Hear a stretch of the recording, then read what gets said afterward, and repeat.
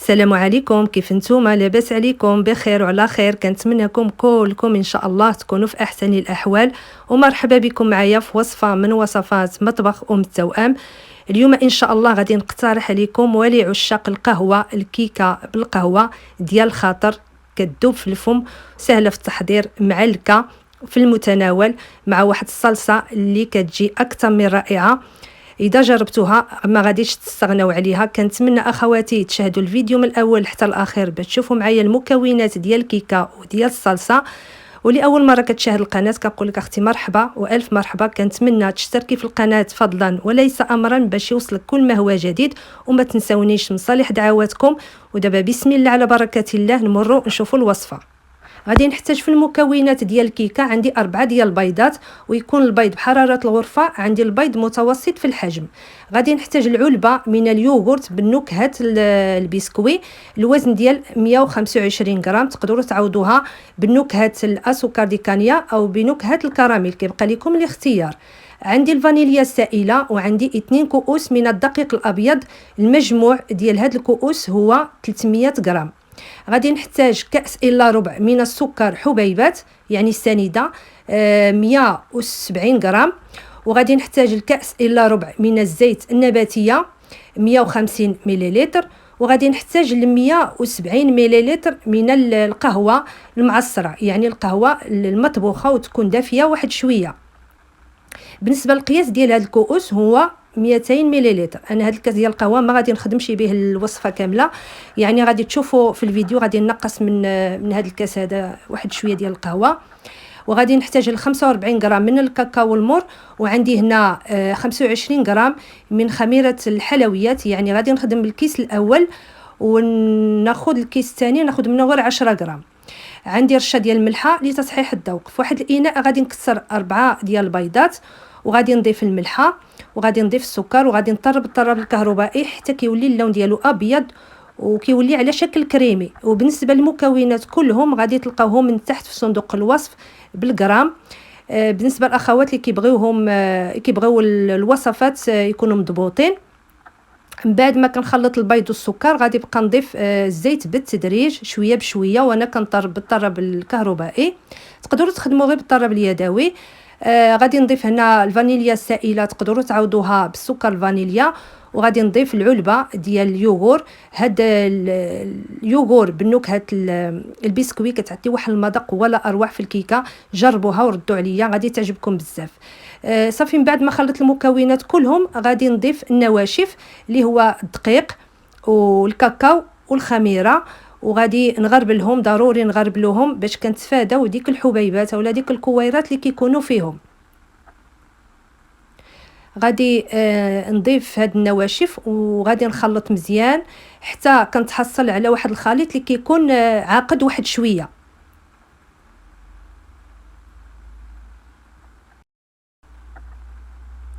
من بعد ما كنخلطو مزيان وكنتحصلوا على الخليط اللي كيكون يعني ثقيل واحد شويه، غادي نبقى نضيف في القهوه اللي عندي معصره. وكيف ما قلت لكم في الفيديو ضروري تكون قهوه دافيه واحد شويه، ما تكون سخونه بزاف وما تكون بارده، يعني دافيه واحد شويه. ومن الاحسن تكون القهوه خفيفه ما تكونش قاصحه باش ما تجيكمش الكيكه مره، لان الكاكاو كيكون مر والقهوه اذا كانت قاصحه راه غادي تجيكم الكيكه مره. انا هنا كيف ما ذكرت في الفيديو الكاس، هاد الكاس ديال القهوه ما ضفتوش كامل، يعني بالضبط ضفت 170 مليلتر من القهوه. كنضيف بالتدريج وانا كنخلط شويه بشويه بالطريقه هذه. كنتحصل على واحد الخليط اللي كيكون خفيف بهذا الشكل هذا. صافي غادي ناخذ واحد القالب او الصينيه اللي غادي نطيب فيها الكيكه. القياس ديالها 33 سنتيم. غادي ندهنها بشويه ديال الزبده، ويعني في القاع ومن الجناب.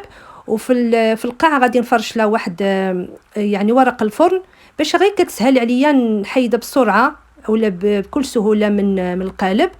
وغادي نفرغ فيها هذا الخليط. عندي الفران كيسخن على درجه حراره 170 درجه. عندي الفران كيسخن غير من التحت. غادي ندخل الصينيه في الرف الوسط، وعندي الفران كيف ما قلت كيسخن من التحت. من بعد ما كتمر تقريبا ربع ساعه غادي نشعل الفران من الفوق وغادي نخليها تكمل الطياب ديالها من التحت، وفي نفس الوقت كتحمر من الفوق. خدات لي تقريبا 35 حتى 40 دقيقه. غير كندخلوا فيها واحد كوردون اذا خرج نقي كيكون كتكون الكيكه طايبه. غادي نقلبها في الطبق ديال التقديم مباشره. غادي نحيد لها ديك الورق الفرن وغادي نخليها تبرد واحد شويه، غير واحد شويه ماشي بزاف، باش ملي نسقيوها تشرب لينا ديك الحليب. بالنسبه يعني للسقي غادي نحتاج هنا نصف كاس من الحليب مع نصف ملعقه صغيره من القهوه سريعه الذوبان.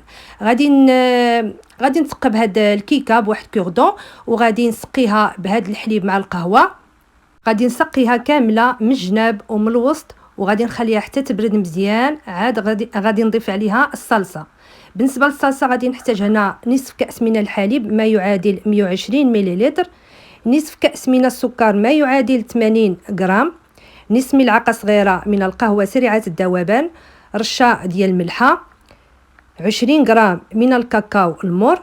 غادي نخلط هاد المكونات بواحد الخلاط الكهربائي حتى كيتجانسوا مع بعضياتهم. من بعد غادي نبقى نضيف الزيت بالتدريج. بالنسبه للزيت عندي 100 مليلتر. غادي نبقى نضيف شويه بشويه وانا كنطلع فيها حتى كنتحصلوا على واحد القوام اللي كيكون كريمي، يعني الصلصه اللي غادي ندهنوا بها الكيكه من الفوق. هذا هو الشكل ديالها، كتجي هاد الكريمه ولا اروع. هنا من بعد ما تشربت لي هاد الكيكه الحليب والقهوه وبردت مزيان غادي نضيف عليها الكريمه. ضروري تخليو الكيكه تبرد باش هاد الكريمه ما تسيح لكمش من الفوق. غادي ندهنها كامله بهاد الكريمه وغادي نزينها على حسب الرغبه. انا زينتها بالحبيبات ديال الشكلاط الاسود والابيض، ومن بعد يعني الوريدات ديال الورد البلدي عفوا. المهم التزيين كيبقى اختياري، تقدروا تزينوها غير بالخطوط ديال الشكلاط الابيض.